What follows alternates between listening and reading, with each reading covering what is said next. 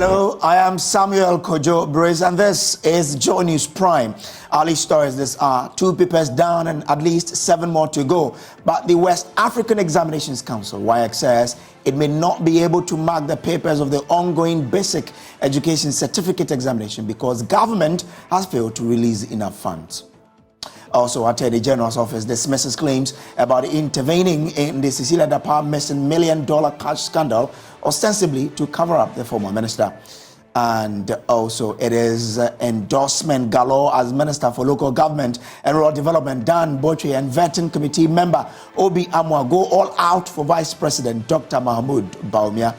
Meanwhile, MPP Elections Committee has discredited claims that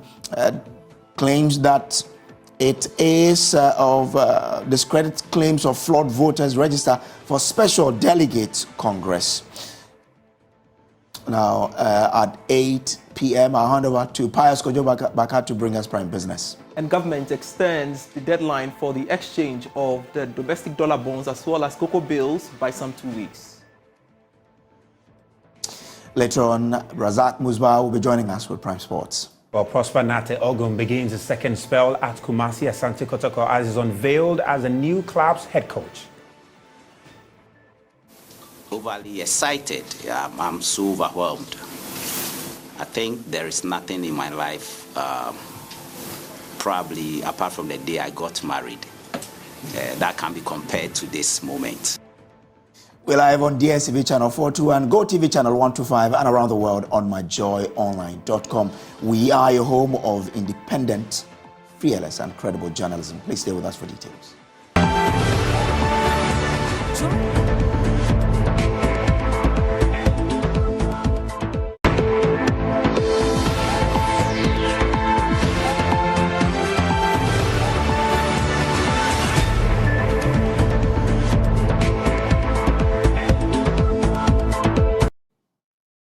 Now, the fate of over 600,000 pupils hang in the balance as the West African Examinations Council struggles with insufficient funds to mark the ongoing papers, the West African, the Basic Education Certificate Examination.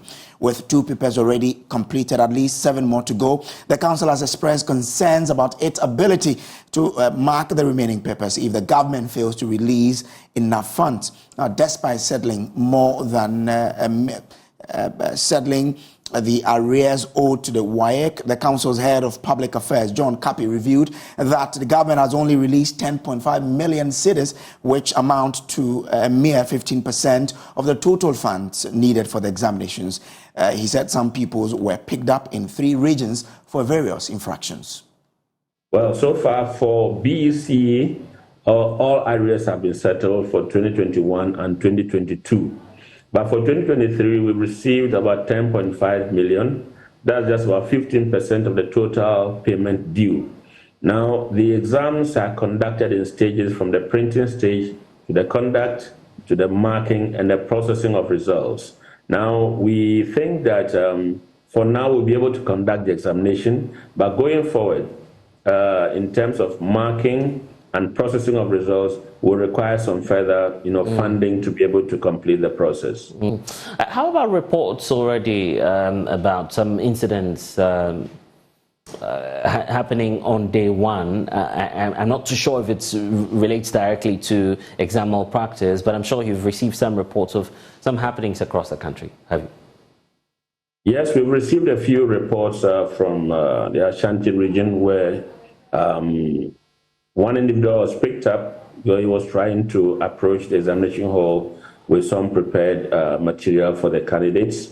We've also picked somebody up from Tema West, that's Tema Central actually, where the lady had a tablet that had some information that she intended passing on to the candidates. In the Central region, Dunkonofin, to be specific, we've picked up 2 people who were answering the questions in the middle of the paper that they intended sending in to the candidates who were writing the exam.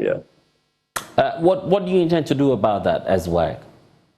Well, these are criminal cases according to our rules and regulations governing the conduct of the examination. And anybody who breaches any of these rules, what we do is we simply report you to the law enforcement agencies, they apply our rules, and then they are charged. They are sent to court. Now, let's take you around the country for some news on exams day one. We begin from the Northeast region, where the count shows the number of female pupils make up 50% of candidates. The Cherponi district, a total of 825 candidates are writing, of which 429 are boys and 396 are girls. In the West Pamprasi municipality, there are 1,319 boys and 1,319 girls, making up a total of 2,638 candidates. In the Mamprugu Mwaduri district, 597 candidates are writing, consisting of 298 boys and 299 girls. Speaking to Joy News, Mr. Idana Zakari expressed satisfaction with the number of female candidates taking part in these exams. The minister said it was an indication that the region was making giant strides in promoting girl child education.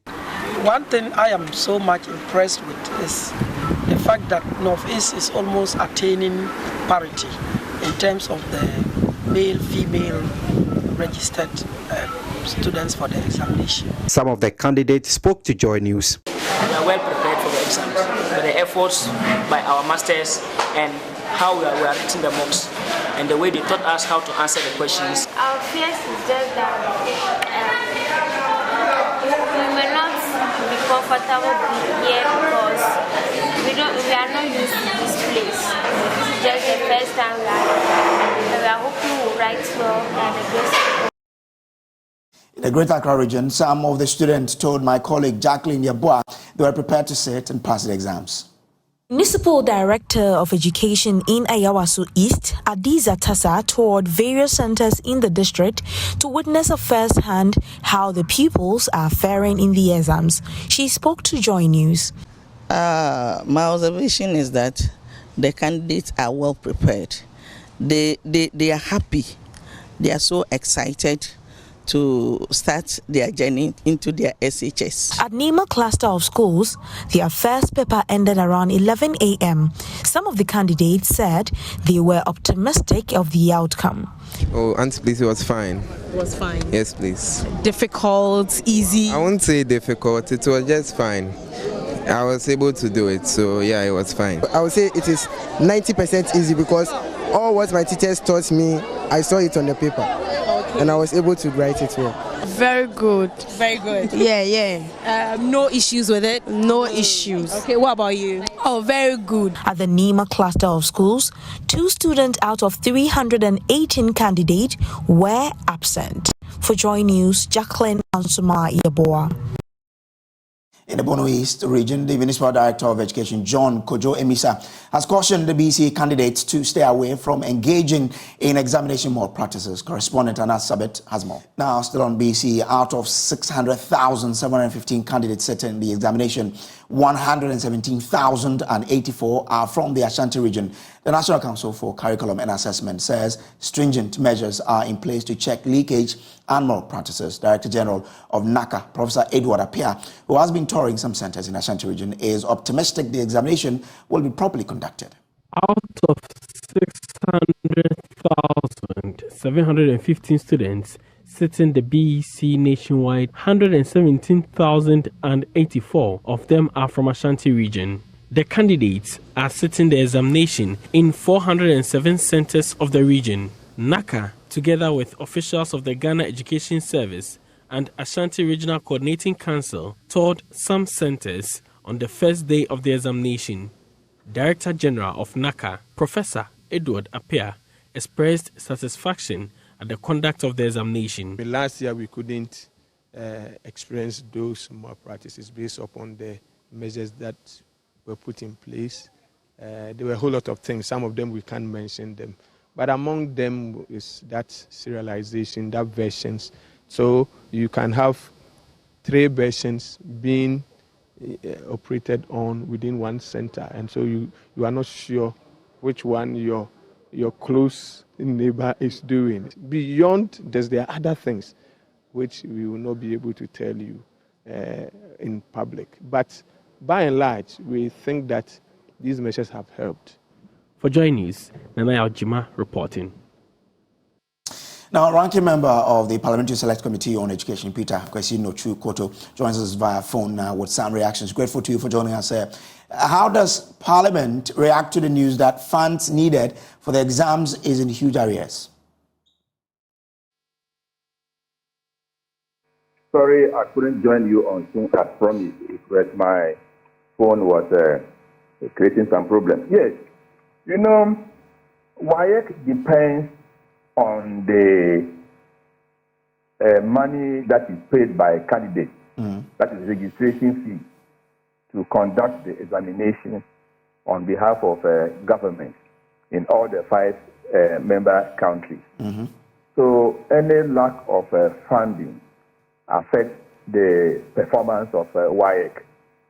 You know, some years ago, the BEC, what happened was public candidates, like candidates from public institutions, paid a percentage, about 30%, government was paying 70%.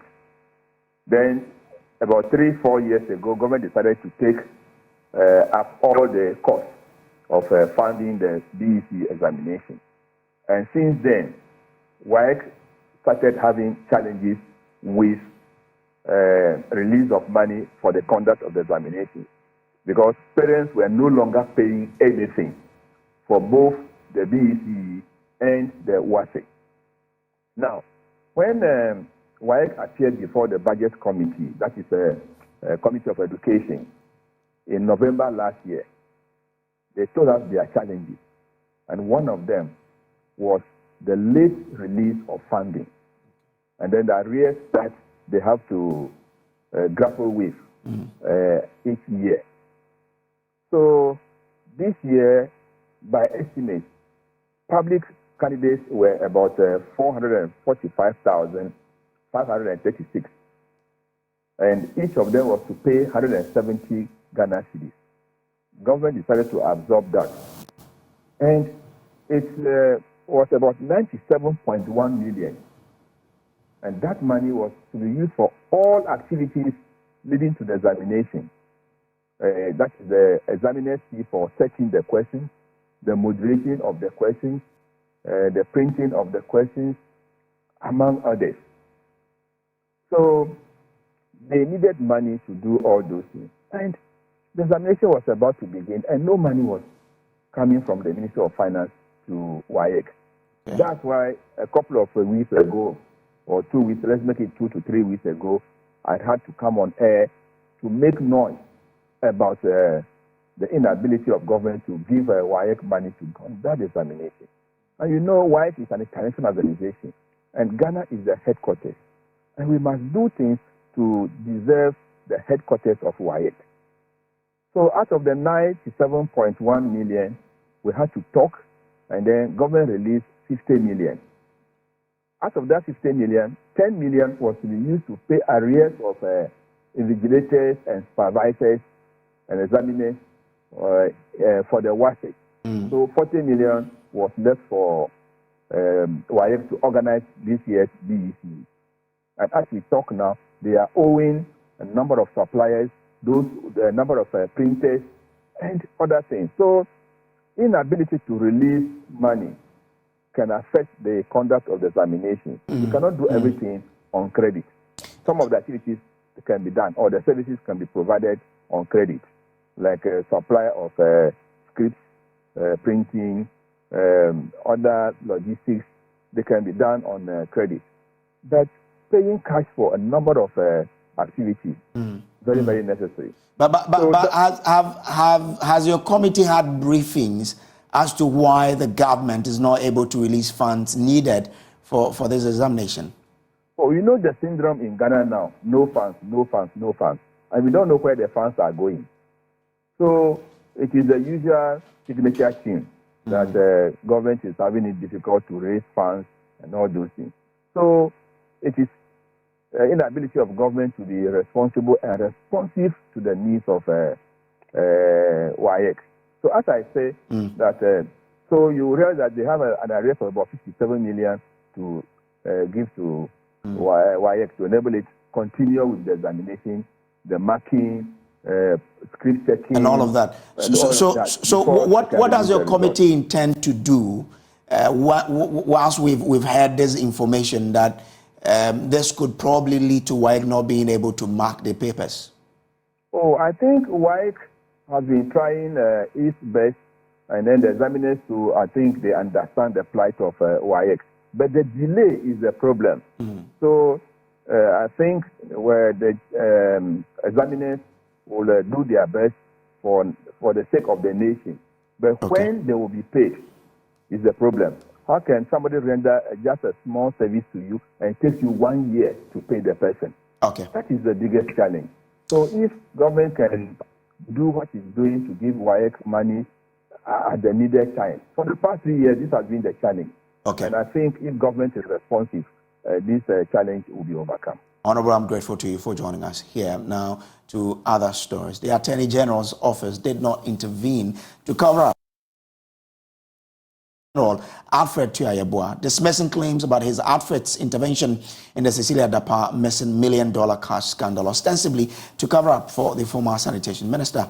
Recommendations from the AG after analyzing the docket submitted by the police reviewed that the theft occurred in October 2022, but the case was reported in June 2023 to the police. JoyNews has, however, cited court documents showing an initial attempt at prosecuting the main suspect at a juvenile court in 2022.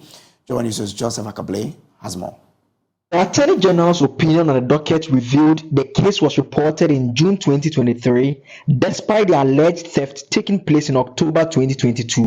He noted that despite claims of a police complaint and arrest of one of the suspects in October 2022, there was no information at the Tesano police station supporting this arrest, complaint, or any investigations.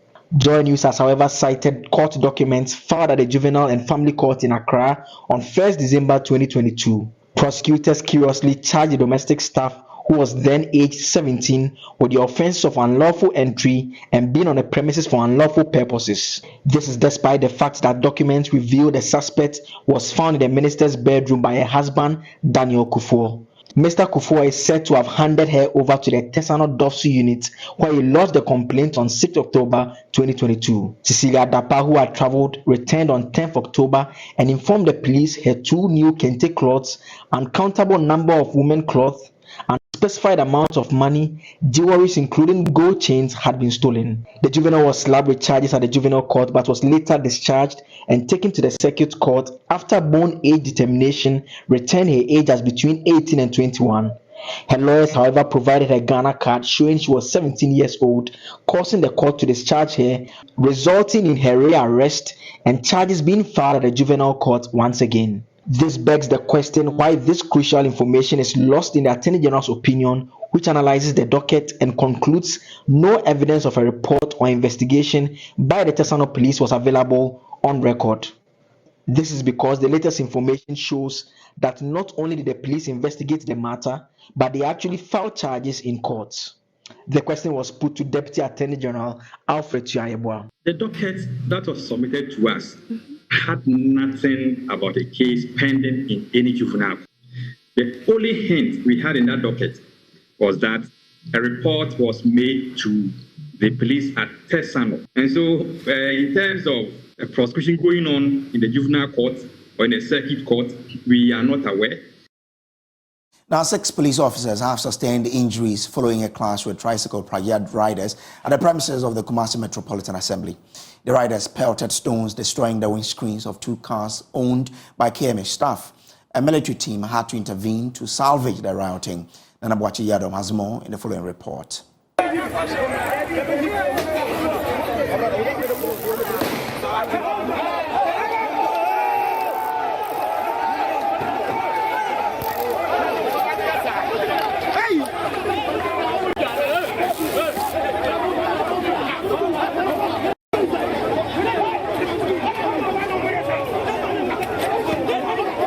The aggrieved tricycle riders besieged the Kumasi Metropolitan Assembly in an attempt to retrieve their seized tricycles. Their action was fiercely resisted by the police. This angered the riders, resulting in a clash with the police.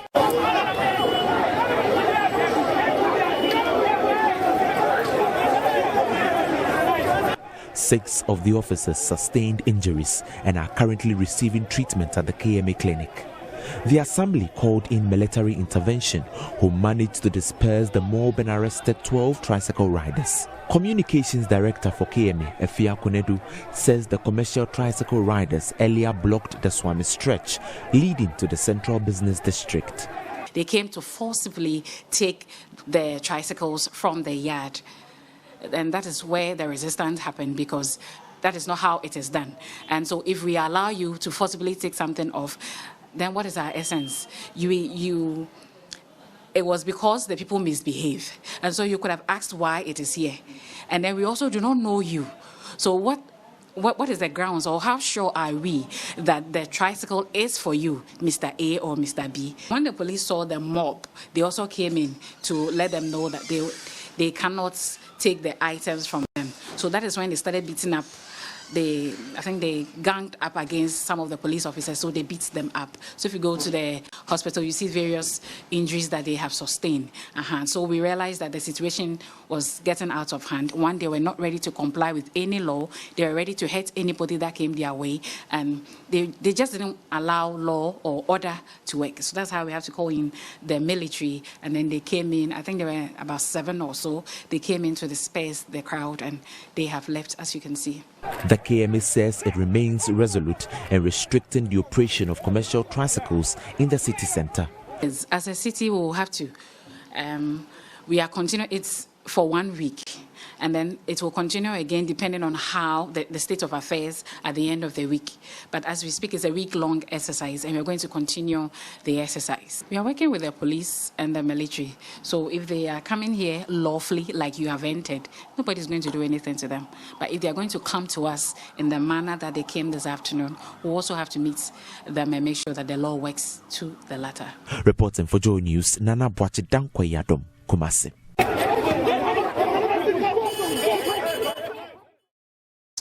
Now, the NDC minority in Parliament are warning it could take more than 21 years for all the Agenda 111 hospitals to be completed if the current funding arrangement is maintained. Each of the district hospitals is estimated to cost 17.5 million cedis, according to Deputy Ranking Member on the Health Committee and MP for Nabdam, Dr. Mark Ket Nawane. Government is simply not committed to the project, given its lackadaisical attitude.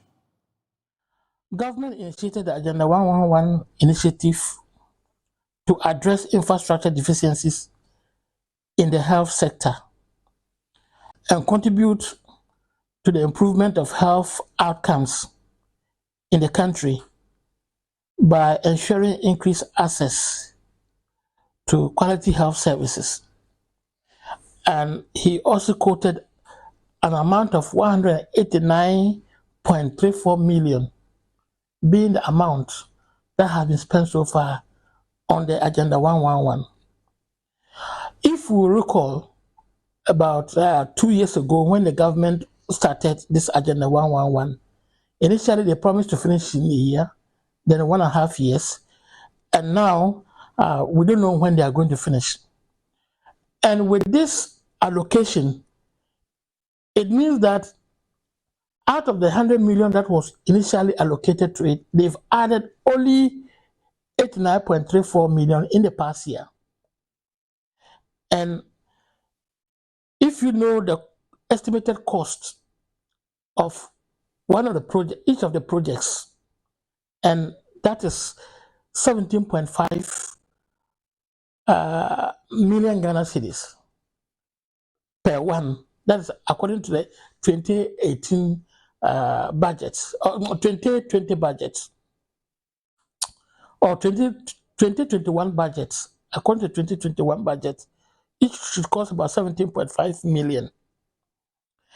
And you total the estimate for 101, then we are talking about 1.9 billion Ghana cedis. And with this level of allocation, it means that we're going to take 21 years to complete the Agenda 111 projects. And so that is not good enough. Now, Dr. Nawane is worried a future NDC government will be saddled with the responsibility of completing such uncompleted project with no funding available. If you come to Nabdam, my own district, where I hail from, recently, the chief and people protested against the level of work that has been done over there. It is also at the foundation level. Just the footings have been laid, no filling has been done, and the contractor, I understand, was changed, but it is still the same thing. No work has been done in Nabdam, and I'm very, very sorry to say that the president has not been fair to the people of Nabdams, and the MPP government. We have to blame the MPP government for all this.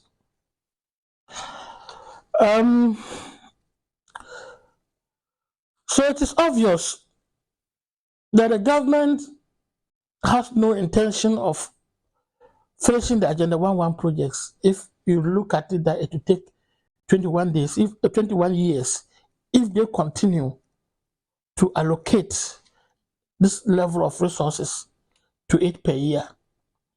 And what we are going to do is that come 2024, with the new government, they are going to inherit uncompleted projects.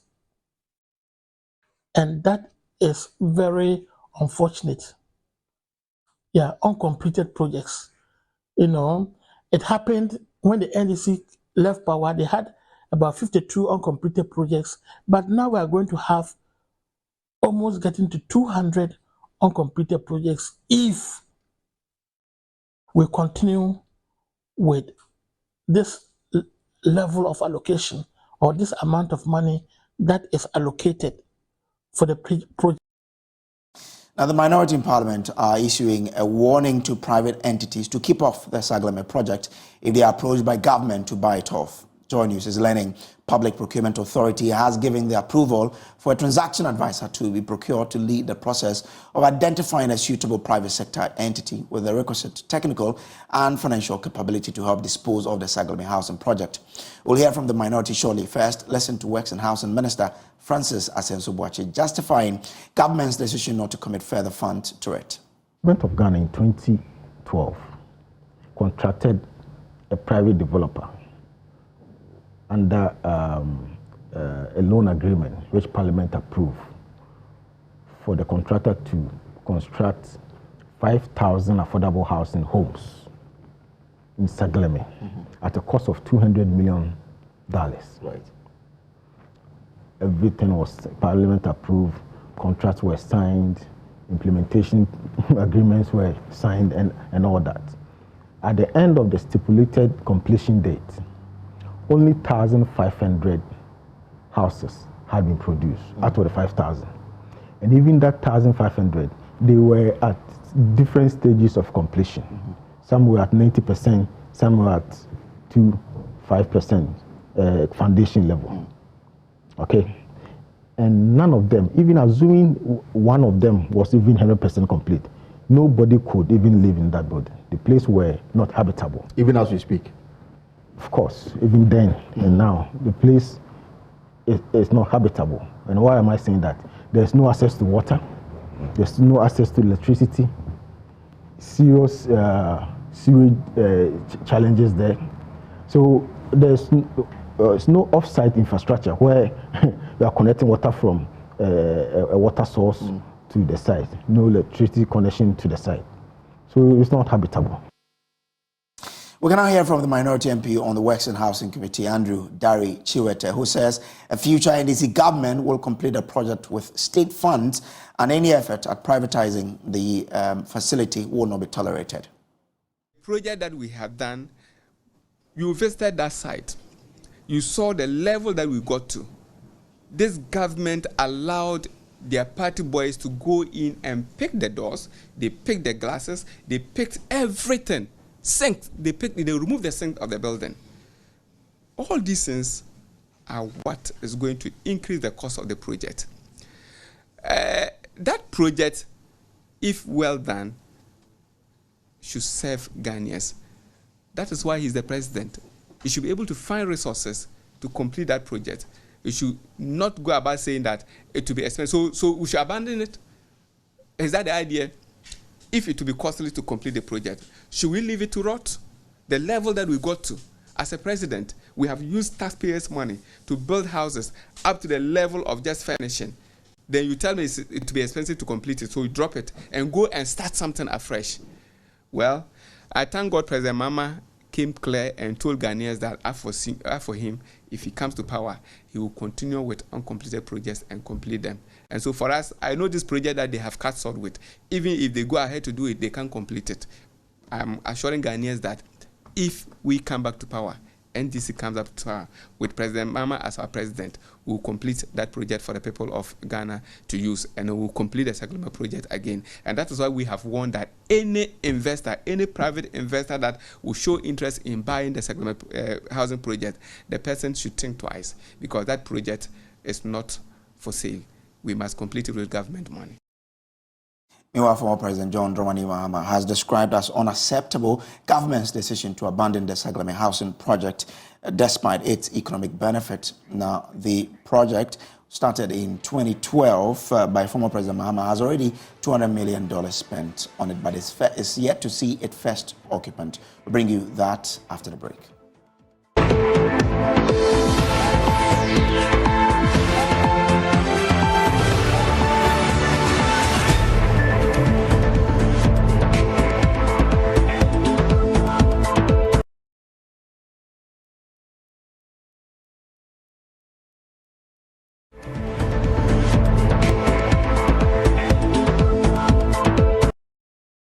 Welcome back from the break. Now, amidst rumors and media commentaries, the Elections Committee of the governing New Patriotic Party has emphatically refuted claims of flaws in the voters' register for the upcoming Special Delegates Congress scheduled for August 26th. Now, recent media report hinted at possible anomalies in the register, sparking concerns from the camp of some aspirants. But Deputy General Secretary of the party, Haruna Mohammed, said the Elections Committee has been working diligently with all aspirants and has not encountered any challenges with them. He has therefore cautioned party members and aspirants against disseminating unfounded falsehoods that could potentially disunite the party after the flag-bearer elections. Complaining about that the register has some people that are not supposed to be there, and those issues that have been raised are issues that have been brought to the attention of the committee, and we did indicate to all aspirants and their representatives to remain true to the course of the party in dealing with issues internally. We don't belong to anybody.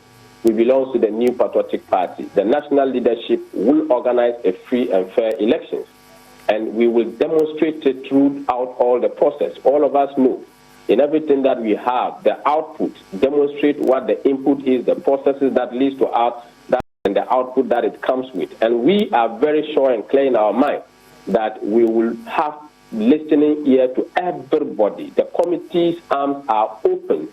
Anybody that feels that he is cheated or he is not satisfied or he has reservations about issues should clearly contact the committee, and these are matters that will be dealt with. This is a party that is a national party, and we reserve the right to make sure that the right information is put out there. And these are senior members, like I said, of the party, and we assure them that we are going to organize a free, fair elections. Now, as the campaign becomes intense in various camps of the flag-bearer aspirant ahead of the elections, astute member of the NPP and Minister for Local Government and Rural Development, Dan Botwe, and flag-bearer vetting committee member of the NPP, Obi Amwa, are the latest to endorse the candidature of Vice President Dr. Mahmoud Bawumia. According to them, the Vice President is the only aspirant that holds the future of the party in breaking the eight. NPP is going to win 2024. And like what we always do, we have to work hard to win the 2024 general elections. However, we need someone who can make this possible to lead us.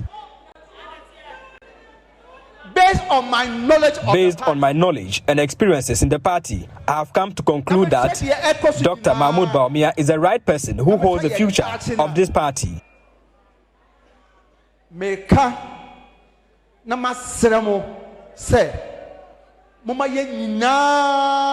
So please, I will urge all of you to come out together to vote for Dr. Mahmoud Bawumia.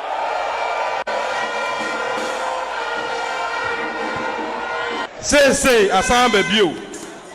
Suma Mubasmano, many chairman, and I'm smiling. Sienko Kofodia, Yenko Yi, and Numno. I am convinced that the message from the grassroots is for us to go and vote for Dr. Mahmoud Bawumia. We will not disappoint you. On 26th August, it will not be only the people of Ekuapinsa that will vote for Bawumia, but the whole Ghana. He's a very positive man with a high level of emotional intelligence and very competent to lead the party. Sabi, Ekuapinsa to pay and I'm a chairman. Akweyi Dr. Bawumia. Not the whole Ghana. Akweyi Dr. Bawumia. But the camp of Alan Charante, which has resumed its campaign tour of the Ashanti region after a week break, is confident of restoring the party's dominance in the region if he is elected to lead the party. MP for Botiano and Glacier Amanfro constituency, Sylvester Tete, believes the region will continue to stand with Alan. It is not true, it cannot be true.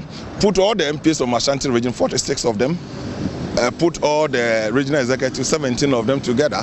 They are a fraction of a percentage of over 30,000 popular voters in Ashanti region. So if a vice president appears at a place, obviously party people will have to welcome him. He's a sitting vice president of our party, but when he goes to the post, he's not a sitting vice president, he's a candidate we are looking for. And not just a candidate, but a flag bearer to becoming president.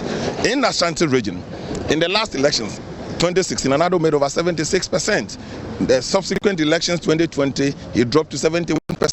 NDC made almost 700,000 votes from Ashanti region. That poses the biggest threat to our party going forward. And the biggest threat for this party's success in 2024 is the threat of our party. And you need to fight your party head on. So go to the market. If your party executive is a party delegate, I'm saying that the popularity of Alan Charante in the Ashanti region was tested when we did a Drew So walk. The numbers that turned out, we have not had that number in so many years. So it tells you the popularity of Alan Charante. Everybody should put his popularity out there. As a party delegate, they are mobilized, they are organized because the leader is coming, come and meet him. But those that you don't organize, that organically, they come out of their own to cheer you, to welcome you, to believe in your message, those are the people we are targeting. Thank you very much. Meanwhile, former Agri Minister Dr. Uswefri Yakoto says some founding fathers of the MPP in the Ashanti region have pledged their support for his candidature.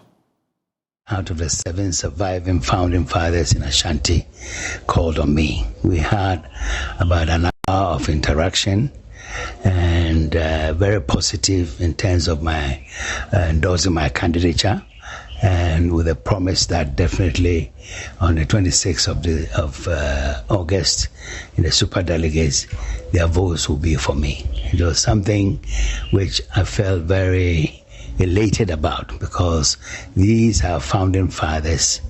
There are a lot of them have passed, and the surviving ones, majority of them are here in Ashanti, 7 of them, of which 6 came here. As you're watching JoyNews Prime, we'll take a quick break. When we return, we have showbiz for you.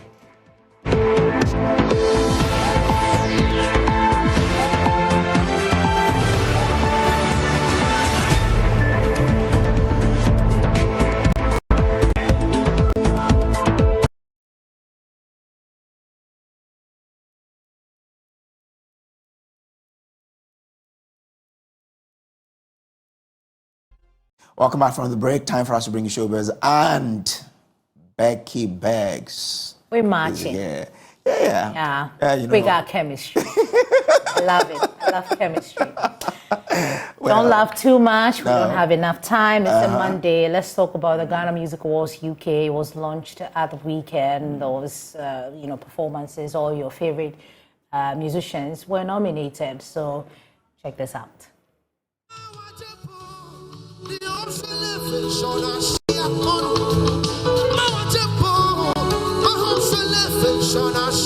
Nominees are YMEA, PSA Esther, My Meditations, Diana Hamilton, Final Say, Celestine Donko, Mala, Emoji Music, This Far, Irabana.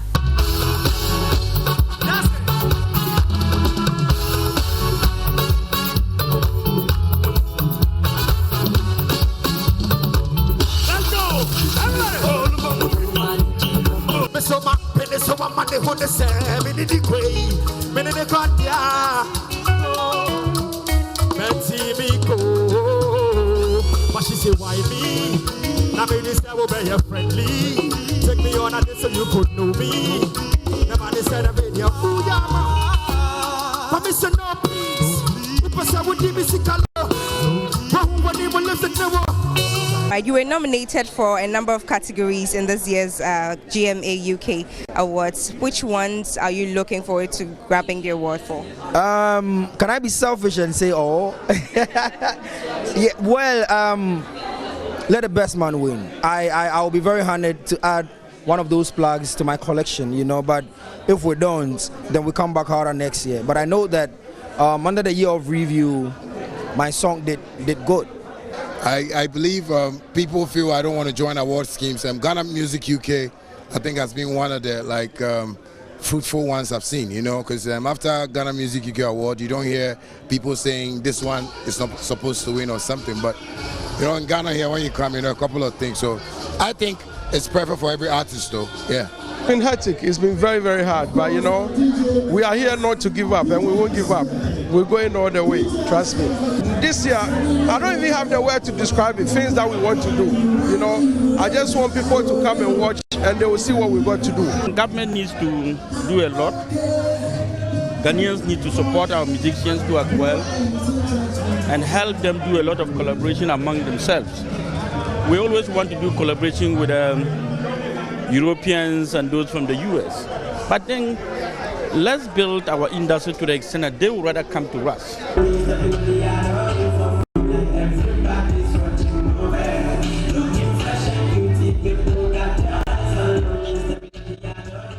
Let's talk about, you know, the saga, the polygamy saga with Yul Edochie and all of that. Finally, his dad, veteran actor Pete Edochie, has been speaking on the ending showbiz here on JoyNews Prime. That'll be all for the news. It's a Friday.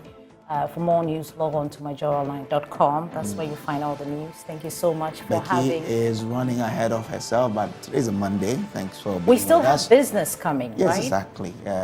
Pius Kojobaka is coming up next with Prime Business, but log on to myjoyonline.com for more news and information. Thanks for your time.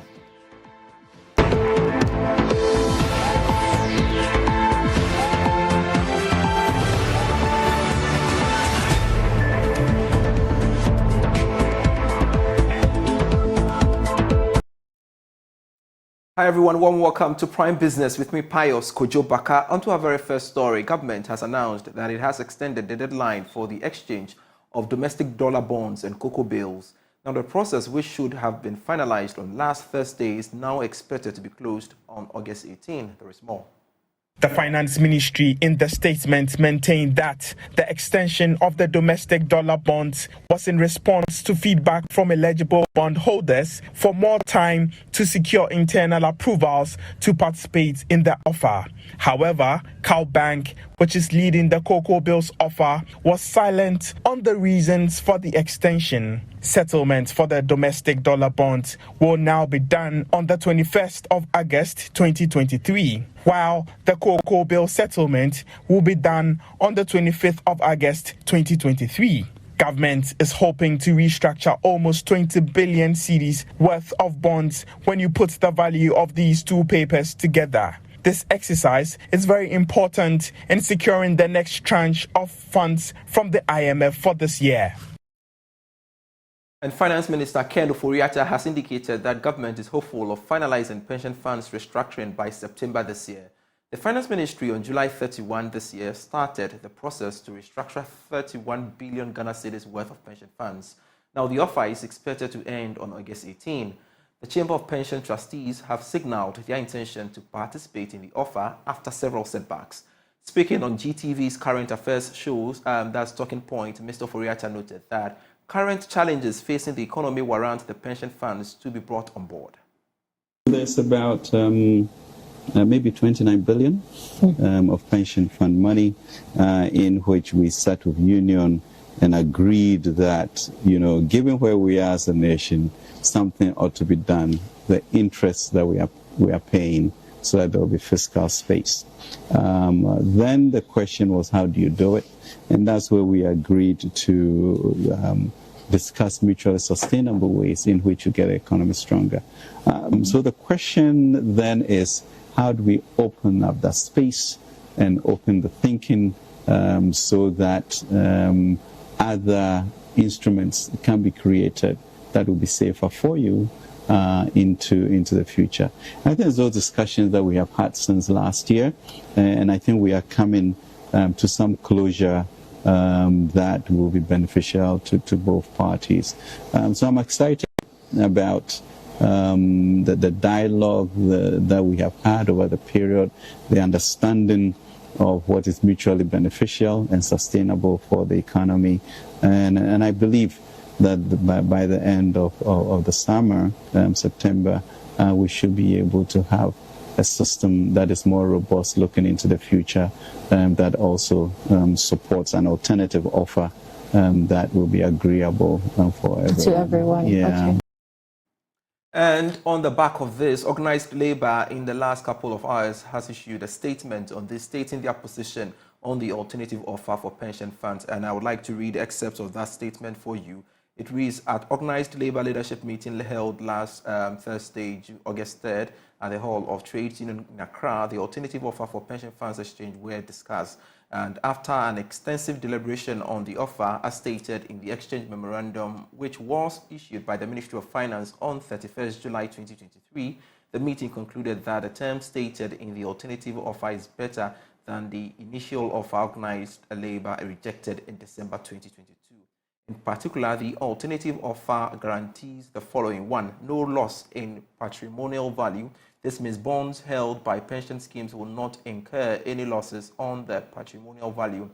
Second, it has to do with tradability. The bonds can be actively traded on the secondary bond market.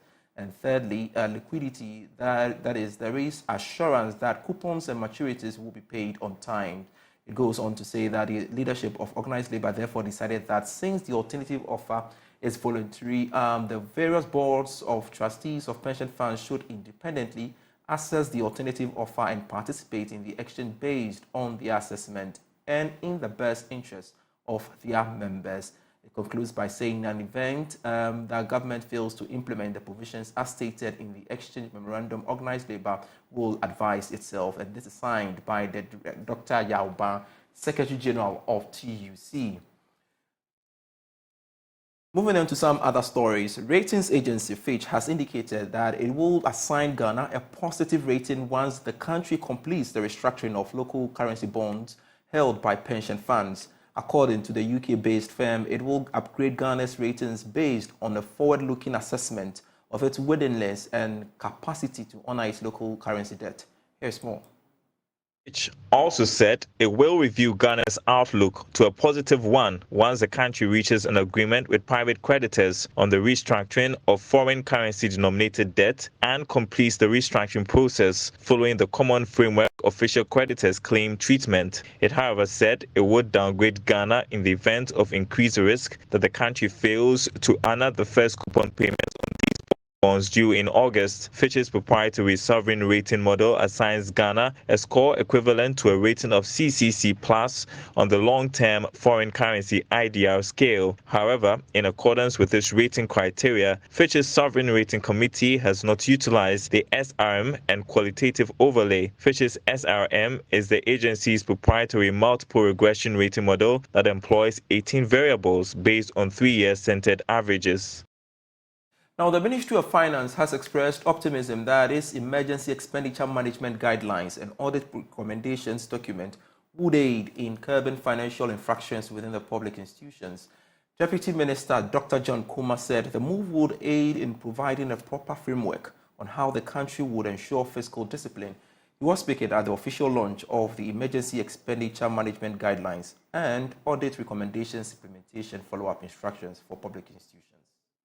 Today's occasion forms a crucial step towards providing a means of making government more accountable to the good people of Ghana, so we can be more confident about the future of our country and the management of public resources.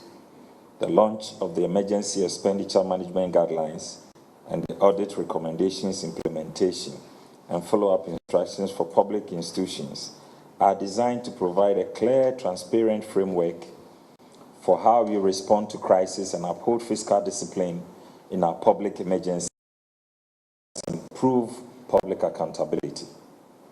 The Emergency Expenditure Management Guidelines were created in response to recent challenges, including the global pandemic that tested the resilience of our country's ability to respond effectively to the impact of COVID-19 pandemic whilst complying to the requirements of the PFM Act.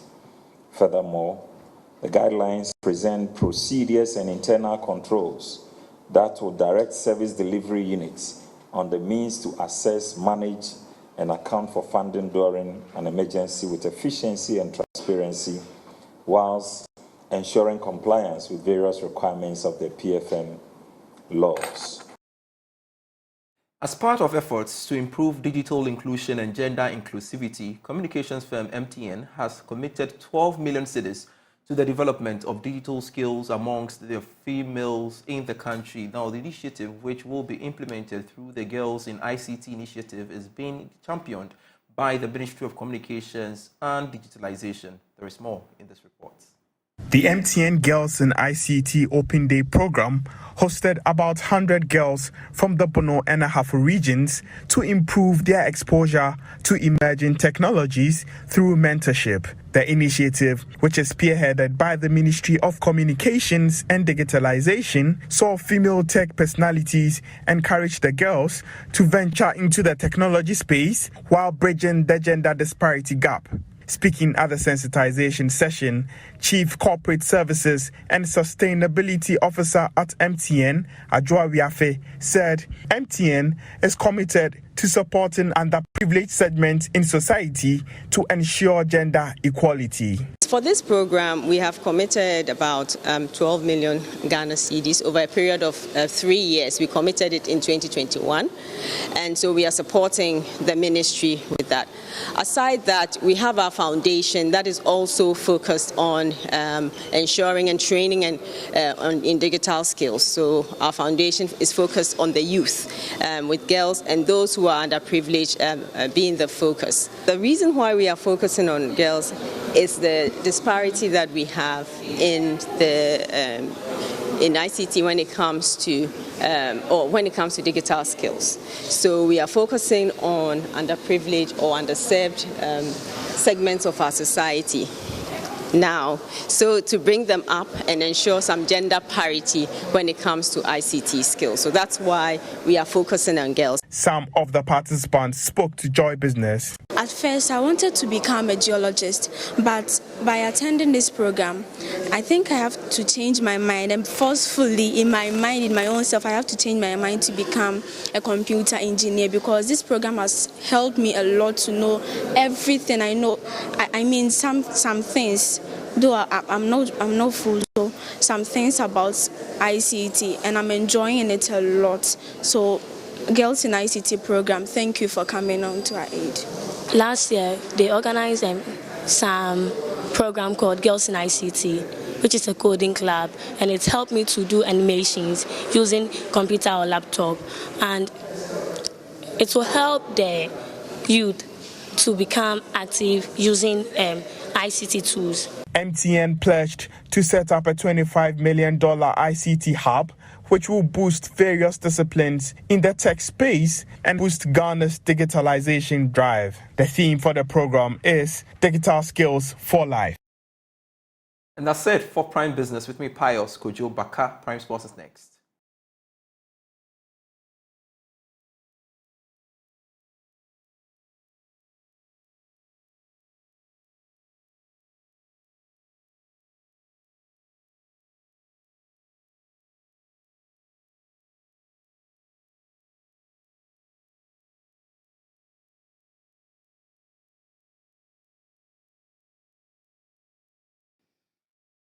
Hello there, welcome to Prime Sports with me, Razak Musbao. Let's start off at Kumasi Asante Kotto because they have unveiled Prosper Nata Ogum as their new head coach for the 2023-24 season.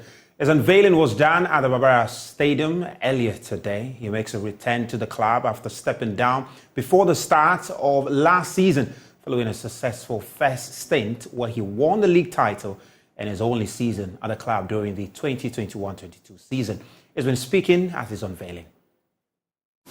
I am overly excited. I'm so overwhelmed.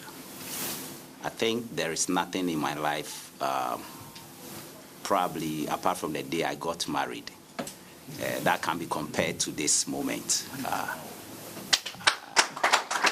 I have been chosen by His Royal Majesty Otumfuo Setutu II and the whole of Asanteman to lead or to technical affairs of this renowned and successful club on the continent and of our nation. This is a club that we don't support, but we worship.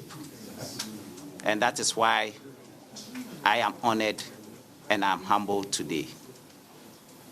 I would also like to thank the IMC, led by Nana and ably supported by our captain and former national team coach, Kwesi Appiah, and our renowned football administrator. Even though it's been a very short period that we started working, it has been very, very, very impressive. Ideas are excellent, intentions are super, and I want to say that I've enjoyed the few days that we've worked together, and I know I'm going to enjoy it the more and the best as we move forward.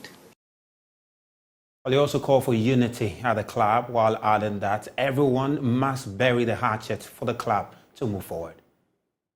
So please, I'm pleading with everybody from near and far. Please, if somebody says something and you were not happy, leave it. Forgive and forget. If somebody did something and you were not happy, forgive and forget. If you have the opportunity to apologize to the person, please do that. Because in unity, there is strength. Let us all bury our differences. Now, the picture, when you have your eyes on, you must see is Kumasi Asante Kotoko. The picture, when you close your eyes, you can see should be Kumasi Asante Kotoko. Wow. It shouldn't be me. It shouldn't be anybody. Yes. It should be, it's unfortunate this flag is on there. It should be this flag. Wow. Yes. Whether your eyes are open or closed. Now to some athletics, where Ghanaian sprinter Benjamin Azamati has withdrawn from the upcoming 2023 World Athletics Championship in Budapest, Hungary, because of injury. This was confirmed in a statement he released on Sunday, August 2023, with 13 days to the start of the event. The national 100-meter record holder was due to compete in the 4x100 relay and the individual 100-meter event.